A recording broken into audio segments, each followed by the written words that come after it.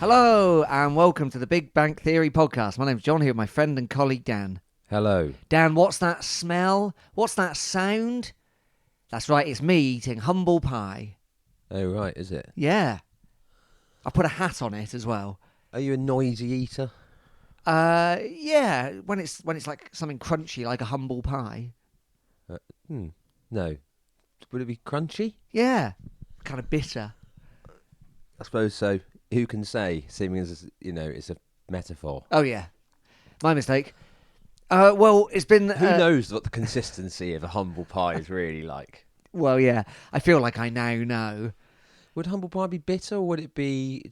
Would it taste... I suppose it depends, doesn't it, on what you've been having to be humble about. Yeah. In this case, it sort of tastes quite nice. It does actually taste quite nice, yeah. I am enjoying it. Yeah. But I do come, on bended knee towards the King of Scotland, Gary Caldwell. Yeah, and quite right too. And you were really sticking the boot into him back for a minute. And Prince Regent Perks.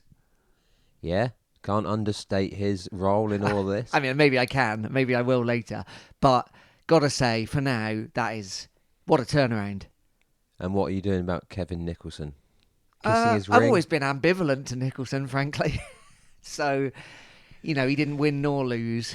Nice little kiss on the top of his head. I would run with him on his half marathon duties, and would you beat him in a half marathon? I think I'd beat him in a half marathon.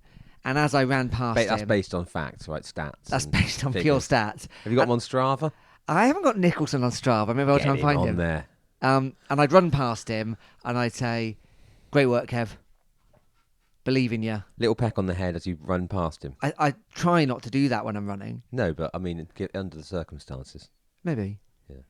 Caldwell, I'd squeeze his forearm. He'd batter you.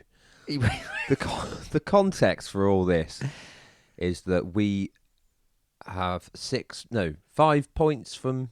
Hang on, what? No. There's been 3 matches since we last recorded Yes. the podcast, basically, and I think we've got 7 points from those 3 matches. We have. Yeah. Which and is not bad. We're now unbeaten in 8 games. Yeah, I think it's our most away wins in a season since the 40s. Grief. At this level. Yeah. In this division. Yeah. Which is a very niche stat. Thank you to whoever it was that put that on XWeb. Don't know who you are, but... Yeah, always good for stats, isn't it, XWeb? But yeah, we are back in the land of the living. Yeah. Which all of these results have taken us not just away from the relegation zone, but into the top half of the table. We currently sit in 12th.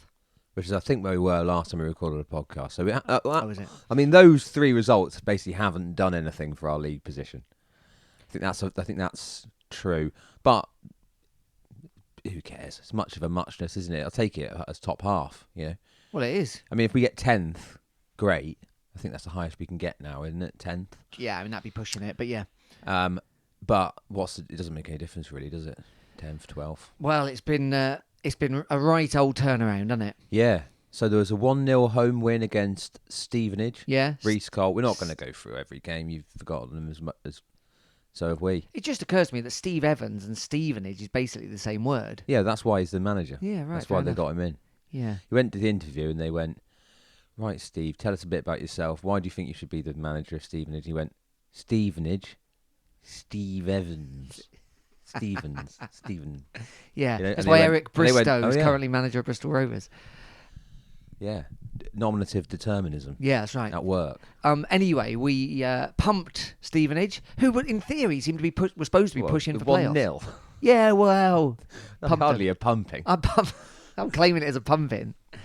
They put up very little fight for a team that were, Yeah. I mean, they're well out of the automatic conversation now. Are they out of the playoff conversation? Well, that was basically their chance, wasn't it? They could, I think, still have done it, but... Nah, mate. They're down to 9th now. On 67 points. So, yeah, it was... And really 43 weird. games. And Oxford in the last playoff place, 6th, on 43 games, 73 points. So Stevenage blown it, basically. It was a real non-performance, though, wasn't it, from them? It was, and also look, yeah, and I think it wasn't the greatest game of football from what I remember. But what was significant about it, and what is worth mentioning, was it was Alex Hartridge's probably last ever game for Exeter City. Yeah. He started. He played the whole match. Yeah. Or I think he played the whole match, and he was captain. Yeah. That farm boy is off to be sold at the Castle Market. Yeah. Probably. This little piggy goes to market. Yeah. That's sad, isn't it? He decided to move on. We've offered him a contract. We don't know the details of that. We might have offered him, £1 a week. Pittance. So we don't know whether that's like kind of him being like, no thanks, or us being like, basically making him leave. But either way, it doesn't seem like that. I think he hasn't played much. Yeah, He's been here since he was a kid. Fair enough. All fair enough. I'm sure he'll do very well sad where he to goes. see him go. I am as well. He's been a great servant.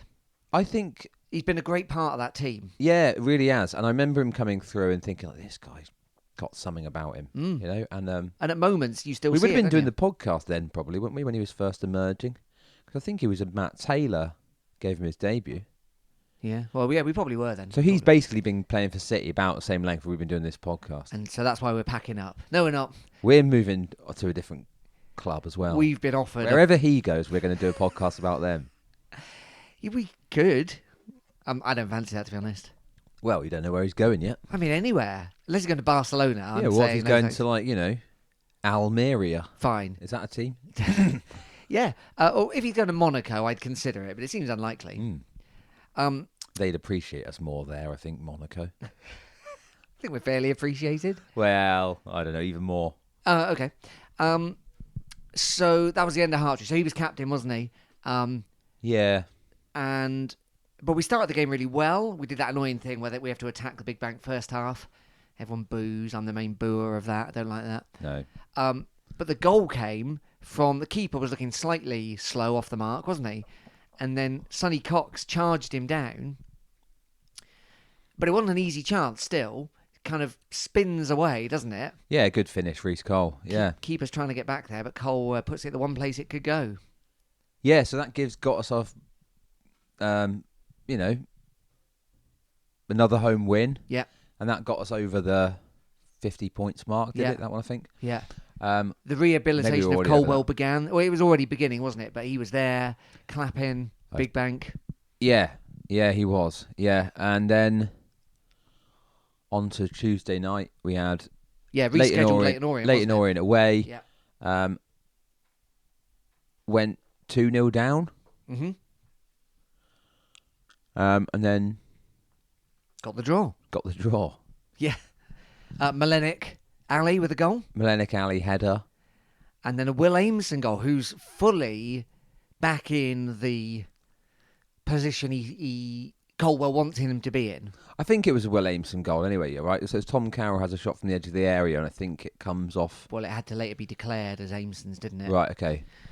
Some people were saying Carroll, but yeah, don't you think Ameson's had this insane journey this year? Like the fortunes of the team have matched his own fortunes. I don't even mean like how well he's playing or not playing, but he's been like the barometer for. If you feel good about Ameson, you feel good about the team. If you feel bad about the team, you feel bad about Ameson. Well, I think it goes hand in hand with the manager, doesn't it? Yeah. At the point where everyone was the lowest on Gary, yeah, I think everyone was also, similar about Ameson. I remember he was getting booed. Yeah. When they just read out his name even before a match. The opinions of Gary were down in the valley, but now with Will, it's up on a hill.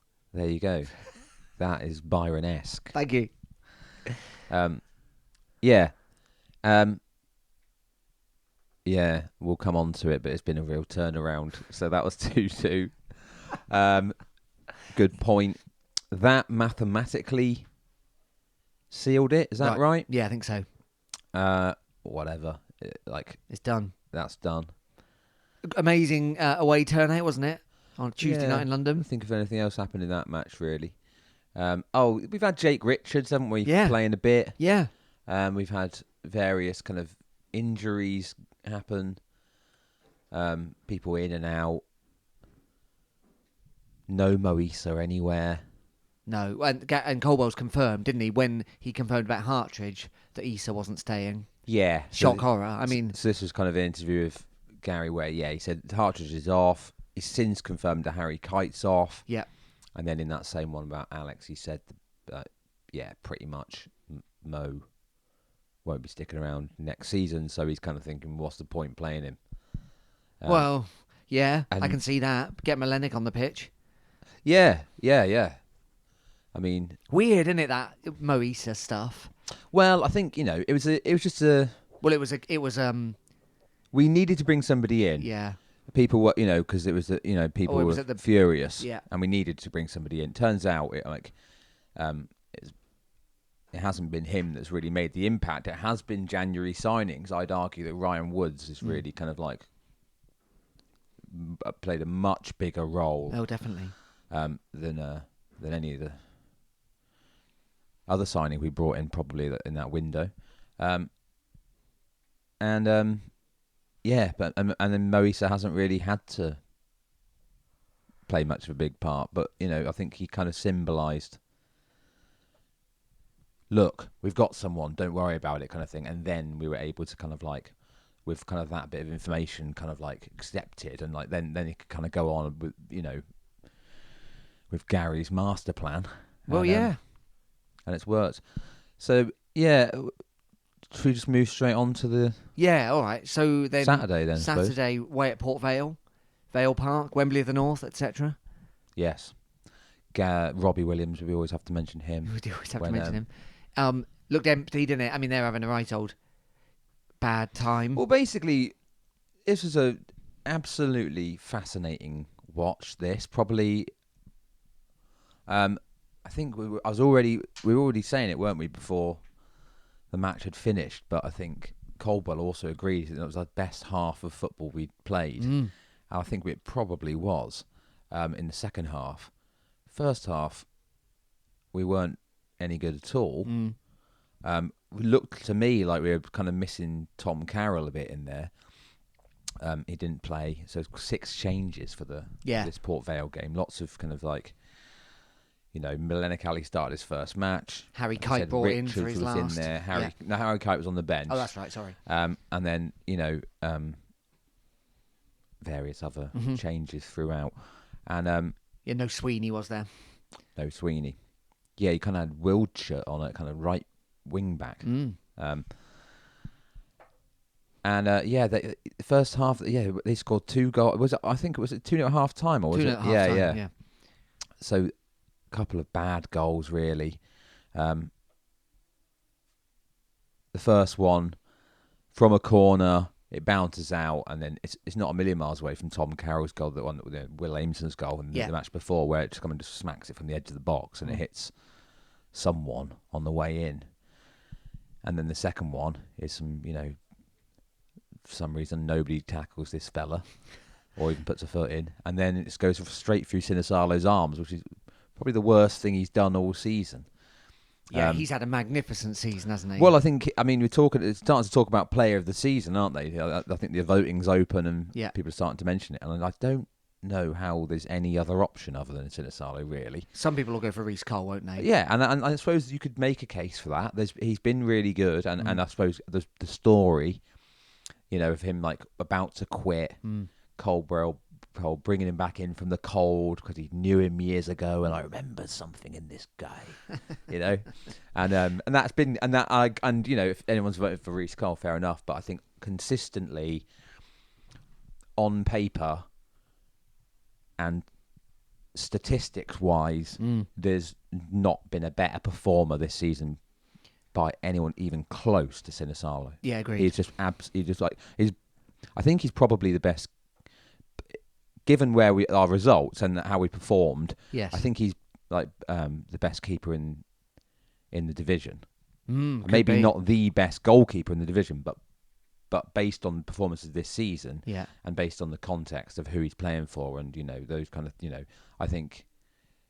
I mean, it'll be. I know he's a lone player and whatnot, but I think if he doesn't win Player of the Year, he's been robbed. I'd be interested to see what happens to him next. Like, he's not Premier League standard yet. No. but I'm sure he could go higher than League One currently. I'd say so. I suppose that's usually the route, isn't it? You know, if you have a young player loaned to a League One team from Premier League, they have a successful year there.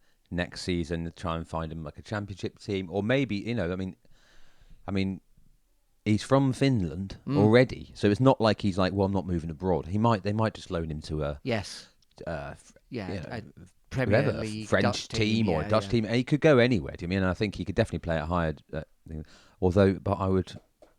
If by some miracle he is back with us next season, I think that'd be very good. Oh, absolutely. But I can't see it. Well, yeah, I mean, of course. Although, Niskanen signed for us permanently, hasn't he? Yeah. So they like each other. Maybe he would. What's interesting now is obviously the form we're in, unbeaten in 8, all these points. That's very much promotion form, isn't it? It's pushing for playoff form. And as we've talked about when we were all delighted about Gary back along, he knows he's got teams out of League One before. He won't be thinking, oh, this is the best I can do with this club, will he? The club's backed him. They've been beyond fair in their backing of him. I would think he'd be looking to A, repay that, and B, increase his standing in the footballing world. He's going to be thinking, what can we do with this team next year? Yeah. If you're looking for promotion, you're going to need a goalkeeper like Sinisalo, aren't you? So he might be able to sell that. I mean, Villa are going to be Champions League next year, aren't they? And Martinez isn't going anywhere. Yeah. So they may, and presumably there's a different keeper in between the two of them. Oh, at least one, I'd say. So you never know. You never know. You do never know. So anyway, sorry. So yeah, he concedes in a bit of a flappy way. After having said all that, it just kind of goes to his hands, doesn't it? It only stands out because it's basically the only thing he's done wrong this season. Yeah, really is. I think there's another. There was one other one I was thinking of. Nothing like that. But anyway, and then the comeback begins. Second half, we just look like a different team. I mean, there had been some enforced changes. I think Wildschutz had to go off. Harper had to go off as well. Is that right? Harper came on and then went off again because he was. Is that right? Rankin comes on for Watt, so Watt started, right, yeah. didn't he? Oh, yeah. And Jules comes on for Purrington. That's just after half time. And then Harper comes on for Wildschutz after 5 minutes or so. And it's then that the goals start. So on 57, it's another Malenik Ali. Yeah. Cutting in from he's out wide on the left-hand side, something I criticised the strikers for a couple of weeks ago. Cuts in, and then I think it takes a bit of a nick and loops up over the keeper, and then it's like, okay, we've got one back here, and there's time, and then and then the onslaught continues. There's only a couple minutes later. Well, it's 10 minutes later that Zach Jules gets his goal for the equaliser. Yeah, but there's been pressure in between that, and it's a corner. It gets flicked on, and then it's a great finish by Jules. Really hard one to.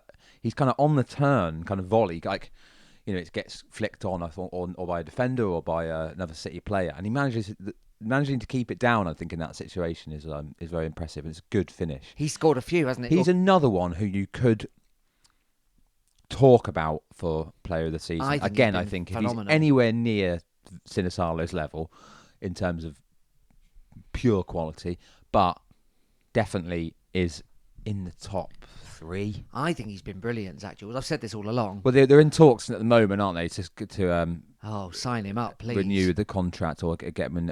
He's so useful in so many positions. I think he's. I'd love to give quality, and I really hope he sticks around. Anyway, so that's 2-2. Still with 25 minutes. At this point, Port Vale have just given up, and we're not given up, but they're they can't do anything about it. We're absolutely imperious, and the players are kind of like you've really kind of got their tails up or whatever. Yeah. All being orchestrated, all this by Ryan Woods, by the way, but we'll talk about him in a minute. But third goal is the pick of the bunch. Pedro Borges comes on for not sure who for. He comes on for Harper. Oh yeah, Harper's injured. Like I said, came on, comes off again. Yeah. Borges looks like he's gone away and come back. And by gone away, I haven't played that much. He had a bit of a loan somewhere, didn't he? I can't remember where. But he looks like a bit of a bloke now. He's strong. Before this goal happens and after this, he's holding off Port Vale players like with ease, and then he drifts into the middle. He drifts slightly across. He pulls his run across towards where the ball is, over on the left hand side, into space. I mean, the defending, whatever, but like comes to him, first touch, little chip round the corner, in behind Luke Harris, who again was superb in this match and has been getting better and better and better. First time volley smashed it into the net, 3-2. Yeah, and that one is basically to win it, and it's like probably. I think. I mean, might be goal of the season. It's certainly up there. There hasn't been that many goals this season. It's the first time we scored 4, and it was a beauty. Indeed. And then it's finished off with another goal from Melenik Ali. Another Melenik, who does a backflip to celebrate. Lovely backflip, yeah. Which there you go, and it's like the best. It's the most enjoyable half of football, if not the best performance of that we've seen this season. I mean, the players have really stuck with Coldwell, haven't they? Throughout all of this, they've been well on board with it from start to finish. They have, and they've been proved right. Yeah. There's no two ways about it. No, they obviously like working for him, and it's working out, isn't it? Yeah. What you can see now, and really, you've kind of seen all the way through, but especially now, it's kind of like the results are coming. Is like kind of this.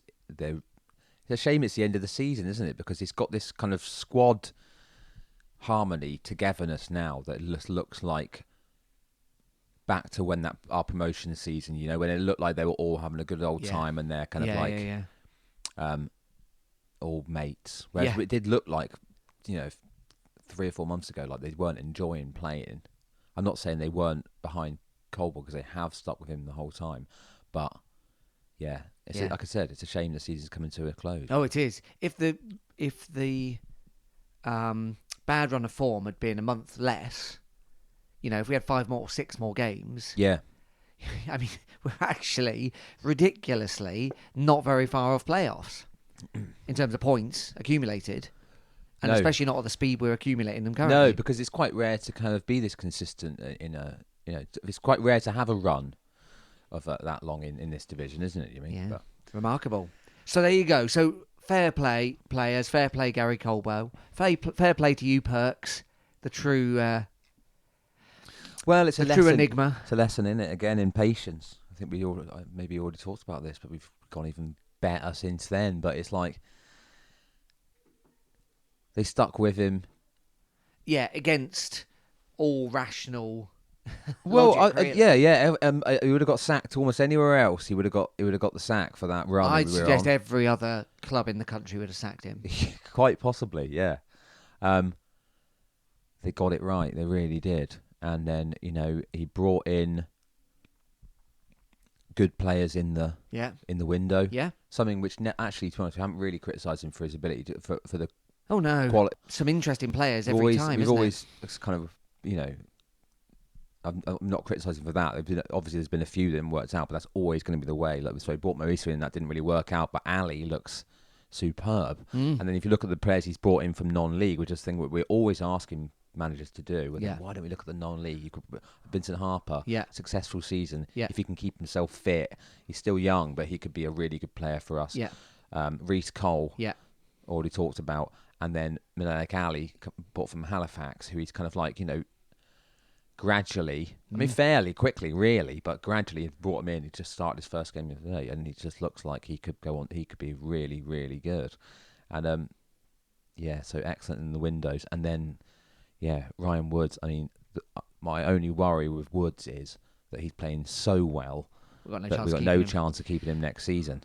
Because if anyone is watching him, they'd be thinking, this guy is of course, it depends on the arrangement we've got with Hull, doesn't it? Because he's their player for another season. Yeah. So whether we've managed to get a year and a half loan out of them. But we haven't. Is that definitely just to the end of the season, right, yeah. I mean, what happens? Who knows what happens next season? I mean... I would love him to be there. Yeah. And I think we desperately need someone like him. Yeah. We had McDonald last season, didn't we? You mean? And I think Woods is much more like McDonald than he is like Carroll. Do you mean? if we signed him, I'd be really optimistic about next season. I'd be thinking we should actually be trying to push on from this year, because we've improved again. We've already beaten last year's points total. I know. So yeah, he's so good, Woods. I mean, he really is. And that's a blessing and a curse. Have you seen this amazing video of when he gets off the team coach? I have, yeah. If you haven't seen it, listeners, look it up. So this was at Port Vale, wasn't it? And there's some... It's the players arriving video that they usually do, yeah. There's some autograph hunters outside, and Woods gets off and realises he's looking at his absolute doppelganger. And that's this bizarre... He does like a double take, doesn't he? Like Like a double he's just take. looked into a mirror. Yeah. Yeah. It's amazing. So look that one up. Yeah. What a win. So 2 games left now. Yeah. The season's already over. But now it's just, Well, fair play to them. They're not on the beach. Well, that's what I thought first half. I was like, here we go again. Yeah. It's a bit like last season. The minute that the pressure's off, it just crumbles into kind of like, we're just going to lose every game. Who cares? But No. not like that at all. So Harry Kite came on as well, didn't he? Yeah. That's his 100th game and probably his last game. I think Colwell said in the post-match interview that he would try to get him on at St James's Park in the Oxford game. Yeah. But without kind of promising anything. But I imagine he'll probably get a few minutes just to so that's say another goodbye to the home fans. Yes, that's another academy player going. Yeah, and the last one from that crop, isn't it? It is really, yeah. Yeah, it is. Cox obviously still there, but a bit younger, a isn't bit he? younger than Kite's 23. Yeah. Might be about the same age as Hartridge kind of thing. I'll never forget. He's in that class really of, I'm talking about Collins, Yeah. Randall, Yeah. Josh Key, Yeah, that yeah, lot. yeah. And these are the last 2 of them lot, and they'll be off, both of them. I'll never forget Kite's goal against Bristol Rovers at home. No. What's a goal? What a goal. I mean, I think all of the goals he scored were good, weren't Yeah. they? He didn't score many, and he nearly got another one, didn't he? Nearly the 5th goal at the weekend. Yeah. Hit the bar. Yeah. And what a way that would have been to see it off. It's a shame, isn't it? I don't know if he knows or anyone else really knows where best to use him. I think that's probably always been the case with Kite. Taylor was a massive fan, wasn't he? Yeah, so he may go to Bristol Rovers, of but course. he had a lot of injuries. Yeah, he did. And kind of always has. But it's a shame that we haven't seen more from him, really, and that he's never really kind of like stamped himself on the first team. Yeah, well, I hope he finds somewhere good to go and play and does well there, because he's been great. Yeah. Right, well, we're going to catch up on what's coming up next in a second.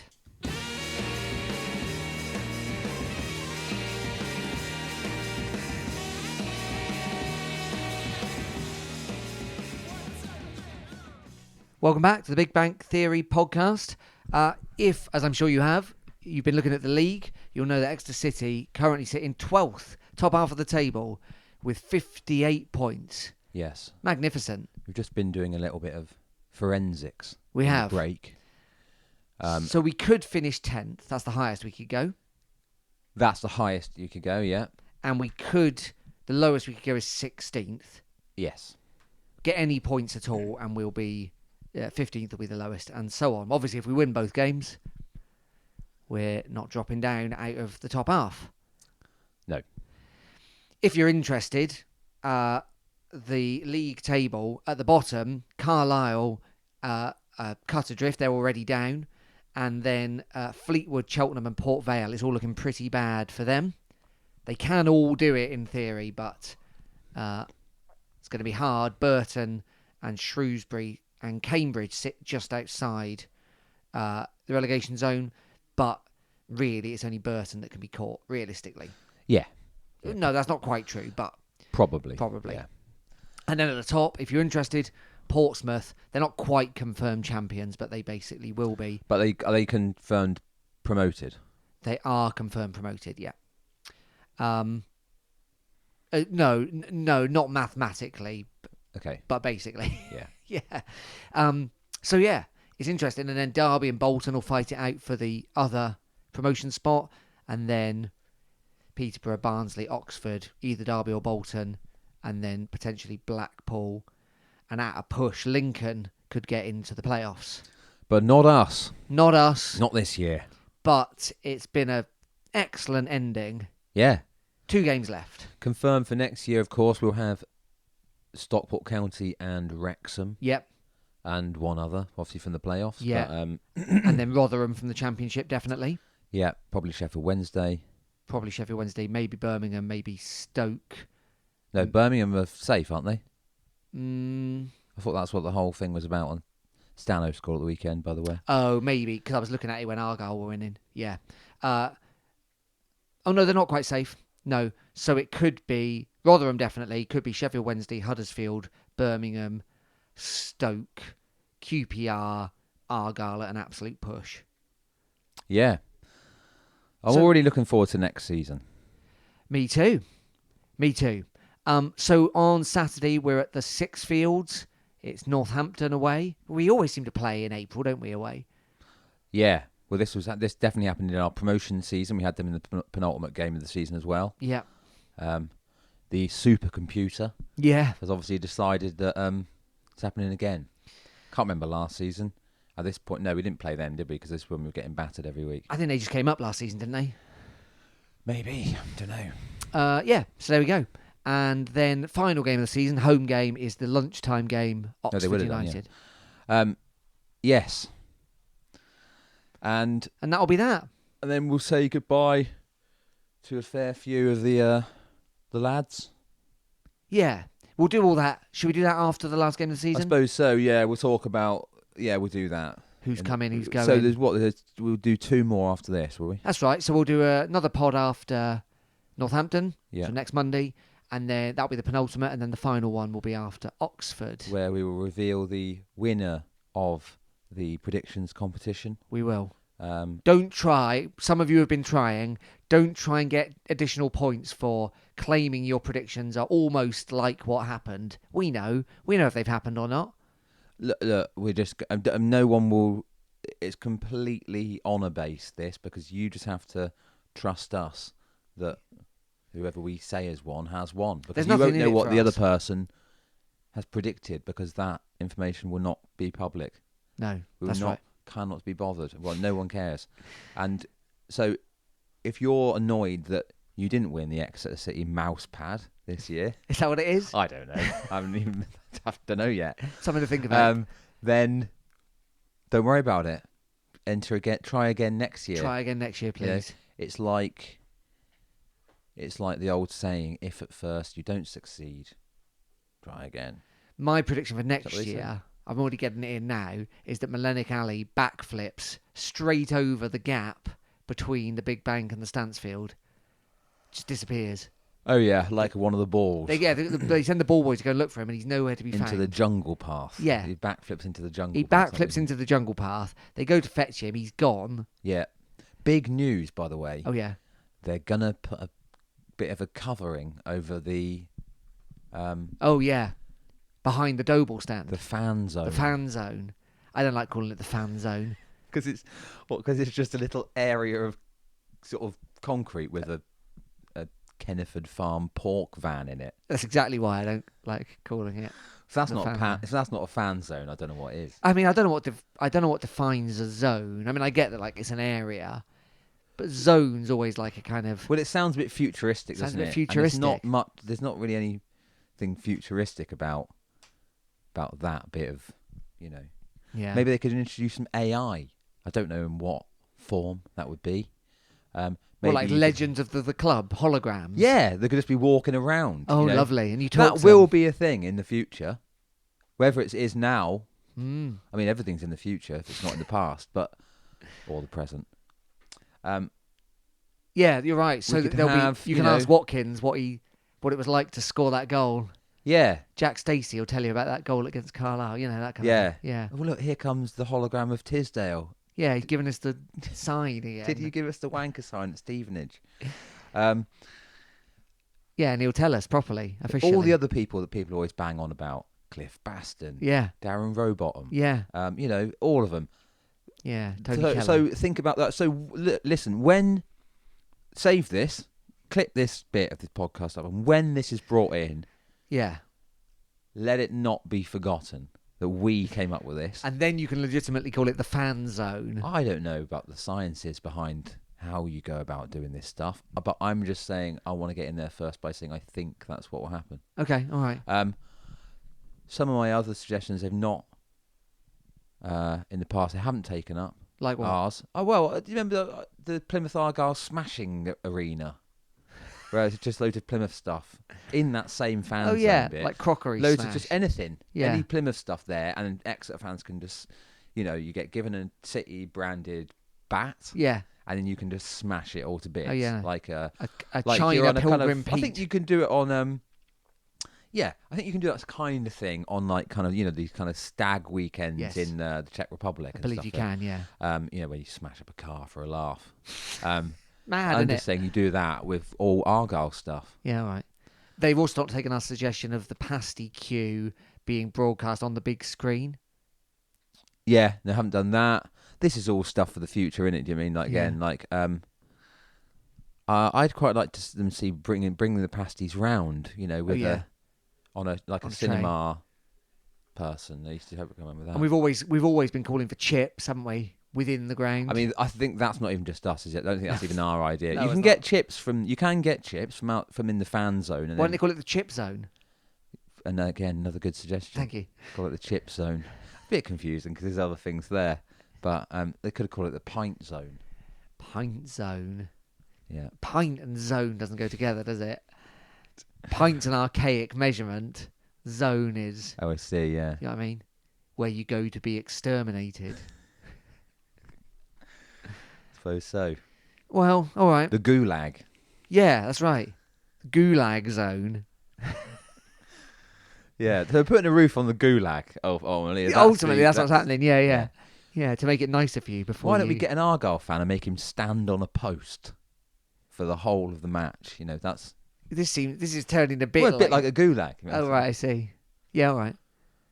I mean, some would say like supporting or living in Plymouth is a bit like your own personal gulag It's anyway. already So punishment enough. Yeah. Is that what you're saying? that is Yeah. what I'm saying. Yeah. Okay, so we'll be back anyway. If that's your Robot prediction, stewards.